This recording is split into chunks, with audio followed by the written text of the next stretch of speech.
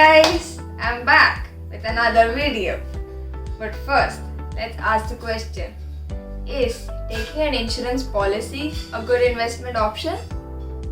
Well, sorry to say, but it's not an investment at all.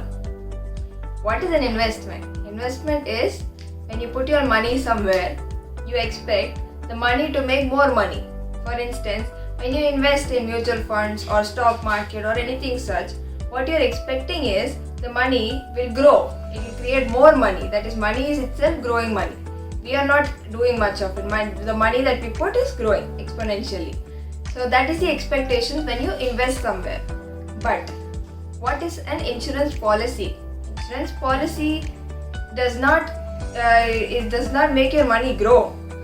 Insurance policy is just a financial support that is provided in case of an event of a loss of your beloved item, whatever the item that you decided to insure it for. Now my father is going to tell you what exactly insurance policy is. If it is not investment, what is it? See you at the end. Bye. Friends, so let me just start with giving a description or elaboration of some of the popularly used terminologies in insurance.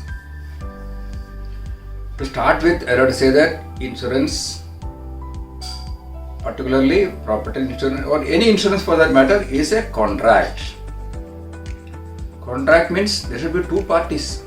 That is what two parties of on two sides entering into a mutually acceptable documented form is a contract. So here, who are all the parties? On one side, the property owner, let it be an industrialist, let it be a house owner, or people who are having their own financial activities, service activities. There are so many types of insurance policies available in the market. So the person or the agency who wants the service of an insurance protection is on one side. On the other side, the insurance company. So it is a contract between the insurance company and the person who owns a property or who has got some risk to be insured. Let it be even medical insurance. His own health is to be insured. So whatever is to be insured, he is on one side. Now, the person who is wanting an insurance protection is called insured. INSURED. Is it clear? So, one who is having a storage godown or having an industry or having his own house to be insured or his own gold and valuable properties to be insured, anything. So, the person who is wanting to have an insurance protection is an insured. Now, on the other side, the company or the whichever medium or the agency is offering the insurance protection. They are called insurance company or insurers. So the insurance companies are called insurers and the property owner is called insured. So the insurance policy is a documented form. It's a contract between the insurer and the insured. Is that clear? Let's move on to one step ahead. When we say insurance policy is a contract, there are certain basic requisites which are to be complied with. One is offer and acceptance. Who will offer?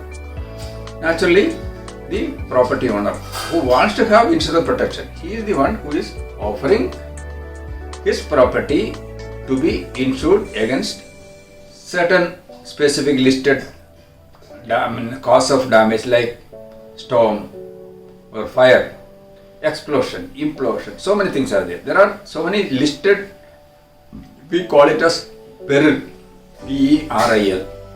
So there are so many listed perils and there are certain policies designed. So there are certain products which are to be opted for by the property owner. Now the property owner offers his risk to be insured against certain perils by the insurance company and he puts it in a standard format. We call it as proposal form. That means he is proposing his property to be insured by an insurance company. So he is preparing the proposal form and submitting to the insurance company. they will go through the whole request. And in the proposal form, one should be very, very careful about clearly describing what he wants to insure. He wants to insure a TV. Okay, he should clearly mention TV, so and so make, so and so serial number. He is very clearly mentioning what he wants to insure. Or he wants to insure a house. He has to clearly mention the house number, and if it is Sada hut, okay, he'll have to mention. If it is a good, proper, well-built house, he'll have to mention. So he has to describe his property with minimum words but clearly mention the identity. Can you imagine a person going to hospital with his medical claim policy and there his name is mismatching? What is there in the policy is, say, Sudhagar and he is Ratnagar. Do you think that the hospital will accept the insurance policy? No, definitely no. There is a mismatch. So same is the case with identity of your property. You have to clearly identify. If it is company's name, survey number so and so, plot number so and so village, so and so mandal, whatever it is. So whatever property you want to insure by the insurance company, you should describe absolutely clear. That is the prime responsibility of the proposer or the insured, the party who wants to have his property insured.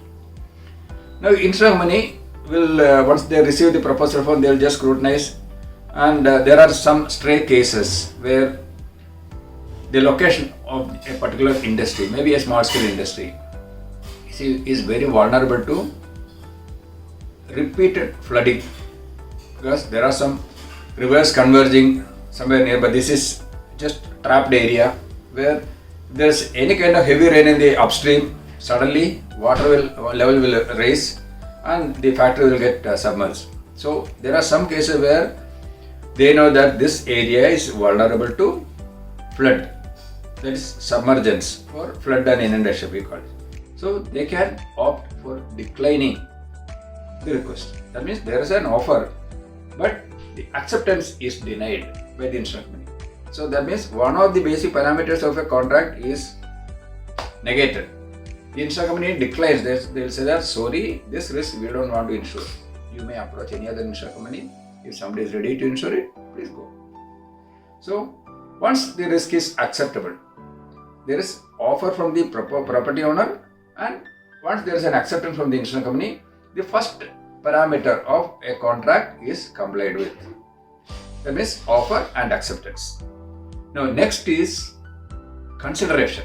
That means for getting any service, assume that you are wanting Wi-Fi or internet connectivity to your home. You will call one of the reputed agency or whatever is of your choice. They will come, they will study whether they nearby they have all the junction box, everything. Once they are ready to offer, first you have to pay maybe 1 year subscription or 6 months subscription, whatever they ask. So the whole arrangement starts with taking a service charge, then putting on record about what kind of service or they will implement whatever service they are offering. Same thing applies to insurance also. There should be a consideration. That means it is called premium payment. Once the proposal form is accepted by the insurance company, they will work out for this how much will be the premium. They will communicate back to the property owner about how much premium will work out to. Naturally, the client will say that no, it is too much, whatever it is. Then he can very well ask them to explain. They will explain. There are things. Now you have flood also covered, you have earthquake also covered. So everything they will explain. It is the duty of the insurance company to explain properly to the property owner about why the premium is or how the premium is worked out and why the premium is so much. And out of fairness, the insurance company also will advise them that in your interest we are telling you that please take care of these things. There may be additional premium, but optional. You can decide. We are telling it's our duty to tell you.